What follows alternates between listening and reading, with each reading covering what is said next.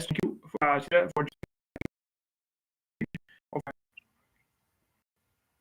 Thank you, Wali, for having me. I'm really excited. Yeah. Okay, thank you. Let's start from your introduction. So, can you introduce to our about you to our audience and me as well? Yeah, as Waleed said, my name is Sidra Salim and I'm 22, originally from Pakistan, but right now I'm residing in Netherlands. And yeah, I have a medical background. Like I have done my intermediate in pre-medical. But soon I realized that no, I need to switch my career in career from a medical to IT. And yeah, so yeah. Right now, I'm learning Dutch language to pursue my higher studies, and yeah, and for work as well. So yeah. Okay. Uh, so, the first question is about transition from Lahore to Netherlands. What aspect and how influenced your personal growth? I guess there are many things that are very different from if you're talking about from Pakistan's perspective. I believe the administration in Netherlands is quite different and more more powerful and impactful than the Pakistan system, so-called Pakistan system and everything. I believe the government emphasizes the rules and everything to the deepest level, and the people are and the civilians also follow these rules and implement in their routine lives, and I can see the visible difference. And I have not been able to see this difference my entire life when I was in Pakistan. So I guess administration is really good in Netherlands, and also the rules and regulations. And I believe it has also influenced me to follow, different rules, either it is traffic or something else, or education or something. Yeah, everything. Like I guess it's different, and yeah. So I guess the rules Okay. also And make mhm. you more responsible, and yeah. So. So, from how many months have you?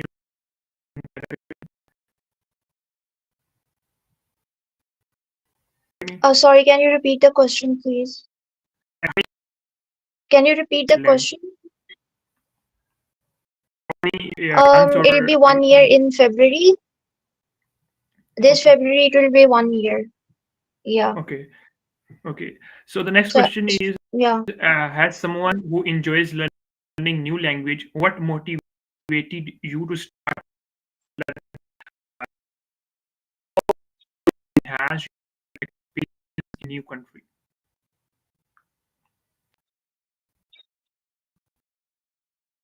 I believe when you are planning to settle in Europe, you really need to get a hold of a European language, either it is Dutch or French or Spanish or Italian, because if you are planning to reside in Europe for long, you really need to learn a language for maybe for whatever reason. Maybe it's your education, or maybe it's your if you want to work or everything. Because you cannot always survive on English in Europe. You really need to understand their language so that you can communicate with everyone better, in a better way, in a more confident way. You don't feel like alien in a different culture or everything. So it is really important, and that's why I am focusing all my senses to learn Dutch as much as possible. I'm exposing myself to all the possible opportunities to learn Dutch and as fast as possible. But I know it is not a quick process. Learning a language is a slow and really time-taking process, and you really need to be patient when you're learning something that you haven't before. So Yeah. Okay, very nice. And what about your academic journey took a turn from a pre-medical to IT? How did you navigate this transition? And what's insights from your medical field of work in IT and creation? I believe as of now, I am really struggling with this transition because I haven't started my studies because of the language barrier yet. I really need to first learn the language completely so that I can properly and uh, yeah, properly I can continue yeah, or tap into IT or data science. So yeah, I guess the medical journey for me was really for a short period, and yeah, soon I got bored from it. But yeah, because IT or data science is something that influenced me more than the medical itself. So yeah, I am yet to continue into IT as soon as I learn the language so that I'll be able to tap into IT properly. So. Okay, and the language of curriculum that you are studying in IT is in that.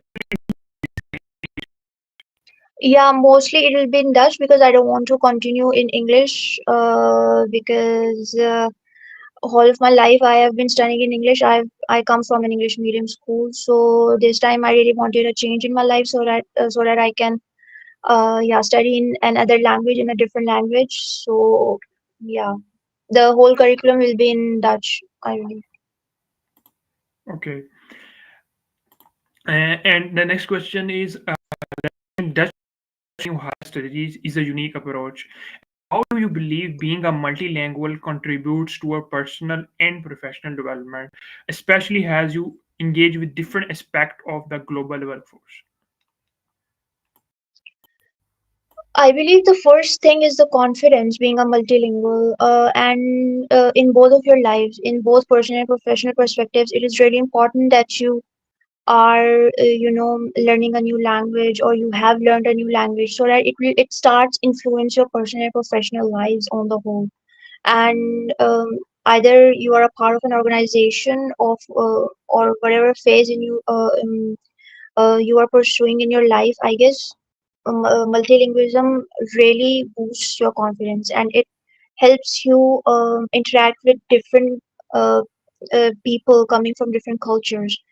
And yeah, it I believe for a person like me, it is just about the being fluent or being confident so that you can say, yeah, I'm multilingual and I can speak or talk whenever or whomever I like or wherever I want to.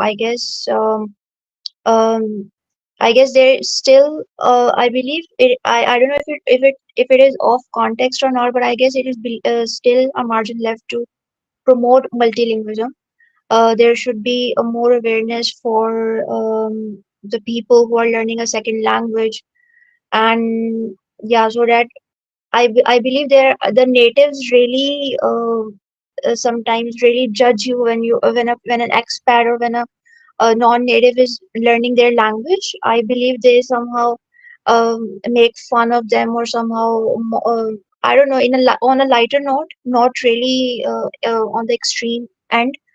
But yeah, I guess there's still a sense prevails that our language is the best in the world, or nobody can speak or learn our language like we do. But yeah, there I guess in Netherlands also, in Amsterdam also, there's still a bit of this sense prevailing around me. So yeah. Okay, very nice.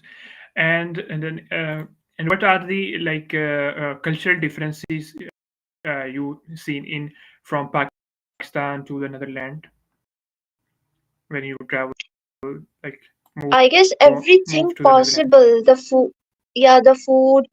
The first of all, the food, because I'm a foodie. The food, and then obviously the education system, the administration, the language itself. the body language when people are talking in Dutch, it's really different from the Urdu itself. And yeah, I guess the way their a normal day in Netherlands is quite different than a normal day in Pakistan. So yeah, I guess the whole culture, the way people are talking with each other on a normal basis, it's quite different. It's different in every way possible than Pakistan. So Okay. And as a content writer strategies and now has HR, uh, what skills are crucial for success in these diverse roles and how you have honed them over time? I believe I have been born content writer for yeah, and I when I started content writing, I believe I had no idea that I'll come this far with this niche. For as far as the skills are concerned, I believe it is really important to keep up your pace with the trends because content marketing is an ever evolving niche. All the trends you really need to take care of, and also the skill to adapt to different tones of the content. It is really important. You cannot use a one fits all approach in everything. Some audience, a group, for example, a group of audience likes an informative tone in the content to read, while the other group likes really engaging and friendly tone in the content. So I have been with a lot of content writers who really don't know that these small tiny differences between the tones, which really creates a huge impact on on a certain group of audience. So these two skills, being adaptive to different tones of the content and keeping up your pace with the different trends of content marketing is really important. As far as HR, being an HR is concerned, I believe I'm still learning about it. Uh, I have a little, I have a, I don't know, a little experience being an HR because it is, yeah, it, if we can say it, I'm upskilling it through being an HR. But yeah, for I believe it is coordination is really important being an HR. As far as I have learned, coordination is really important between the HR themselves and the people whom they are tackling, or during an interview or recruitment process. I believe coordination really is important for this position. So. Okay. And when you started content uh, writing and It's been roughly 3 years of me being a content writer. My journey started on LinkedIn. I got inbounds on LinkedIn. I have never used Upwork and Fiverr my whole life. So fortunately, all my clients were from LinkedIn, and I have retained them also, alhamdulillah, over the time. They have been kind enough to choose me over other content writers, and believed in my work and everything. So it's something, working relationship turned into friendship kind of a thing. So obviously when you're working with a person for such a long time, they start believing in your work, and supporting you and trusting, and have putting their faith in you. So I guess it is really unbelievable if I recall my journey so far. So yeah, and my clients have made great contributions to it. So next question is cold outreach, client communication, and sales are areas where you excel. Can you share a memorable experience or strategy that has proven effective in building strong client relationships and driving successful sales? um well, it's a lot to answer. First, I think I should talk about cold outreaching. I believe I'm really good at communication. with the people, and it is an important part of the cold outreach. When you are cold outreaching, you really need to understand that you're talking to a person, not a robot, and you're maybe whatever pitch you are taking to them, it should really um, you know um, it should really display your motive to for outreaching them. So otherwise, there is no point in cold outreaching. So this is really important to understand that cold outreaching is not being so salesy and not always about selling your product or service. I believe uh, cold outreaching, is something that gives you a chance to connect with your prospect better, in a better way, in a more relevant way, so that they know that what you are selling, or why you are here. So um yeah, for I believe my strategy for cold outreaching is not something that I should brag about. But yeah, I believe it has taught me to. Or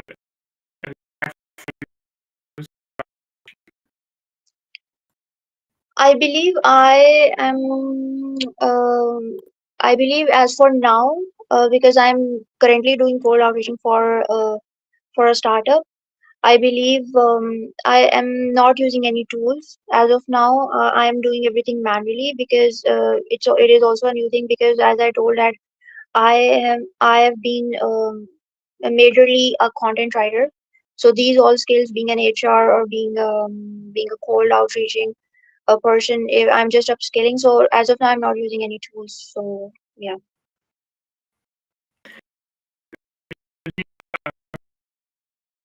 LinkedIn has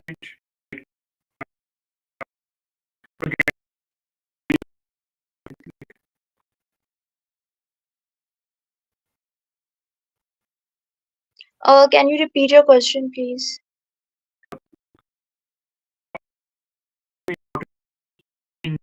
or or skill for your content writing. I guess for the con I guess for the content writing clients, I didn't use cold outreaching. I was constantly creating content on LinkedIn, which is why it brought me inbound leads on LinkedIn. Cold outreaching, I'm doing for Actify. It is a startup that I'm working with as of now since October. And yeah, I've been consistently in contact with the prospects. So yeah, there is a separate strategy for the cold outreaching that I'm following as of now. But for the content writing, I didn't use cold outreaching. It was just my content creation thing on LinkedIn that helped me get the inbounds, and um, project myself as a content writer on LinkedIn. So Okay. And the next question, has freelancing as a content writer was your entry into the world of remote work. Can you share a specific moment or project that stand out as a freelancing career? Your approach to work. I believe it's Actify. The most recent startup I'm working with as a content writer. Yeah, I guess it allowed me to basically, it's an acquisitions platform. It's an acquisitions marketplace, and it helps different people sell and buy online businesses, all sorts of online businesses. So I believe it was totally a completely a different niche for me. I had never produced content or written content um in acquisitions niche. So I believe um, it was something that it really enhanced me as a content writer. I learned new things. I'm still learning about the acquisitions. I guess it's a learning process until I feel confident enough to handle all the acquisitions thing, being a content writer. I guess it's a new and alien concept for me still, but yeah, I'm trying my best to learn about it. So I believe the best project that I've ever worked on has been is Akify. It should be Akify. So yeah. The next question is: has the HR and content head at Equify? How do we balance the dual responsibilities of managing human resources and overseeing content creation goals? I believe the one thing that really helps me balance everything is the time management. I am also good. I'm also good time management manager. Because I can handle multiple tasks and chores easily, unless I am sick or I don't want to work or I'm struggling with the burnout already. I can handle different tasks on time. That's why I've been consistently serving Akify for both these roles. Coordinating with the people and managing the content also. So yeah, there are a lot of things that we currently are tackling at Akify. As far as myself is concerned, my job is to um, obviously coordinate between the people and produce the content for the social media and the website and everything. So I believe time management is really important for a person like me who has to do a lot of things in throughout her day. So yeah, without managing time or giving proper time to different tasks, I guess it will be really difficult for me to complete everything at the end of the day. So yeah, time management is the key. Okay. Uh, with your background in content creation and HR, what aspiration do you have for your career in the coming years? Are there specific industries or projects that you are eager to explore? Of course, I guess that my focus as of now will be to explore or study data science as much as possible, so that I can use my content writing skills into and move to from generalized or all-rounder content writing to a single technical content writing, so that I can not only practically explore the niche, I can also inform others or share my experience or everything like a learning experience and whatever through technical content writing. So I'm planning for this so that I can leave everything, uh, all forms of niche behind, and I can focus only on technical content writing, which will really help me understand the whole IT and IT thing and artificial intelligence thing in a better way. So yeah. This is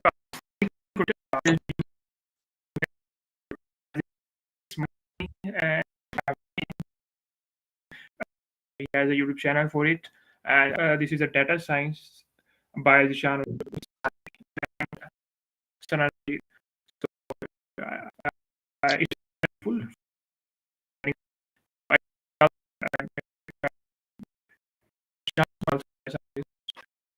Oh yeah, that's And also, great. uh, and his personal channel is very Yeah, okay. Thank you so much for recommending. I will definitely check them out. Thank you, Waleed. very. Let's keep it in way to in visual leveraging your skill. I guess one thing that I've been always consistent with is to talk with my natural self with people, because I've been seeing so much facade on LinkedIn and mostly LinkedIn content creators are just creating a sham on the platform. They are not really who they are or who they tell people about themselves. No offense, but yeah, this is really common on LinkedIn. People are not really their natural selves on LinkedIn. which is really unfortunate. I believe that I've been always true to myself and to my connections so far, LinkedIn connections so far, which is why I've been able to make so many professional, I would say, professional friends on LinkedIn. So, which means they are not only my professional allies, but they are also good friends from whom I've been learning so many things throughout my journey, be it content writing or be it yeah, cold outreaching or some sort of marketing things. So yeah, I guess my connections are really are really impactful, and they will always be, because a person is known by the company he keeps, I believe. So yeah, I believe yeah, my LinkedIn connections are really have been always worth it through content creation. And I had also collaborated with many of them in the beginning when I was a really newbie on LinkedIn. So yeah, my LinkedIn connection, LinkedIn network itself is really, really huge. So and it is still growing over the time. So yeah, it's really amazing. Okay, and you are doing job any job despite of your remote work, or just this No, finding yeah, I know. Finding a job in Europe, or maybe it is a part time or a full time, is really a hustle. And yeah, you can find a part time job even if you're not speaking Dutch or any European language. But I believe I haven't tried for it yet, because everyone here has to do a part time, or you know stand on their feet, because the psychology of parents here is not to feed you with their hands, or to um, pay for your expenses. You have to do everything yourself. So yeah, as of now, I'm not uh, finding a part time for myself. But yeah, I maybe in a month or two I'll be able to find a job for better financial stability, inshallah.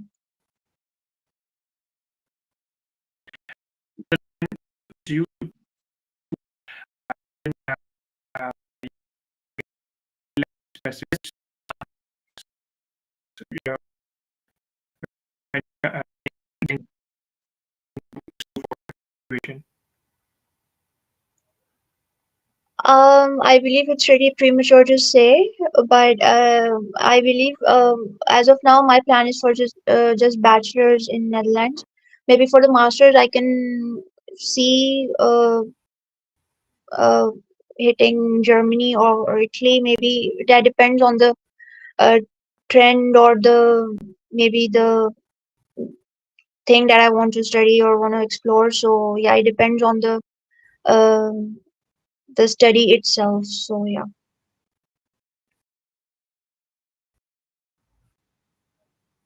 Okay. Thanks, and yeah, question. So, uh, last of mine. Of course, of course. Thank you so much for having me. Yeah.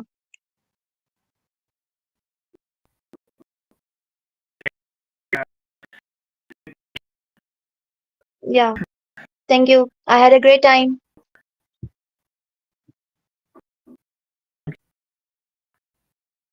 okay, okay, bye. Allah Hafiz.